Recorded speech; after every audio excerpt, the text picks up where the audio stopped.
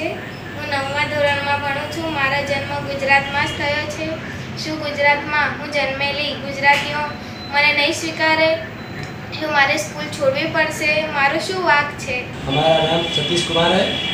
हम कई वर्षों से इधर रह रहे हैं और हमको हमारे बच्चे सब स्कूल की पढ़ाई छोड़कर गांव जाना पड़ रहा है, नौकरी भी छोड़कर जाना पड़ रहा है। क्या ये अच्छी बात है? हमણાં જે બનાવ બન્યો, દુઃખદ બનાવ બન્યો, તેના વિશે શું કહેશો? તેના વિશે મારું એક જ કહેવું છે કે જે કૃત્ય બન્યું એ કદાચ કહેવા લાયક પણ નથી, પણ જેણે પણ કર્યું પર્ટિક્યુલર એક વ્યક્તિએ કર્યું છે। એટલે જેણે કર્યું છે એની સાથે ખરાબમાં ખરાબ વર્તન થાય ત્યાં સુધી વ્યાજબી છે। એને કડકમાં કડક જોગવાઈ થાય એના પ્રત્યે, એને સજા થાય, ફાંસીથી ખરાબ વસ્તુ એ બી થાય ત્યાં સુધી સારું છે। પણ એ એક વ્યક્તિને લઈને કદાચ એના પરિવાર કે એના સમાજ, એ જે સમાજથી સંકળાયેલો છે એ સમાજને તમે એ રીતના કદાચ જુઓ તે ખરેખર તદ્દન ખોટું છે। હું ગુજરાતની જનતાને એક અપીલ કરું છું આપના માધ્યમથી કે જે કૃત્ય કર્યું છે, જે વ્યક્તિએ કર્યું છે તે ત્યાં સુધી સીમિત રહે।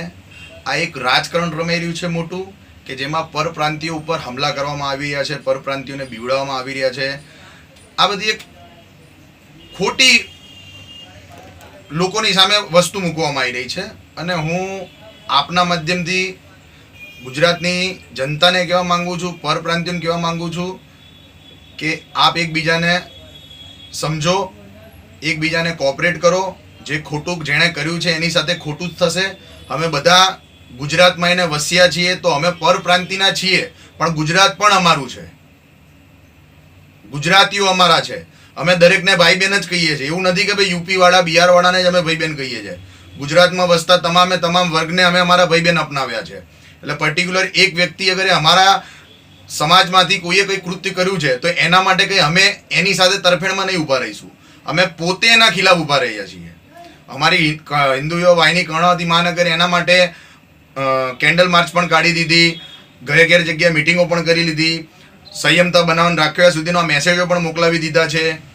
પણ જે થઈ રહ્યું છે રાજકારણ એ ગંદુ થઈ રહ્યું છે। અને આપના માધ્યમથી ગુજરાત સરકારને કહેવા માંગુ છું કે જે પરપ્રાંતિયો પર હમલા થઈ રહ્યા છે એ રોકવામાં આવે, અને જે આ રાજકારણમાં જે ખોટા કાંડ કરી રહ્યા છે તેના પર કાર્યવાહી કરવામાં આવે તે હું આપનાથી અપીલ કરું છું। અમે લોકોએ ગુજરાતને અપનાવ્યું છે। હું ગુજરાતી વાસીઓને કહેવા માંગુ છું, પૂછવા માંગુ છું કે શું એ અમને હવે અપનાવશે?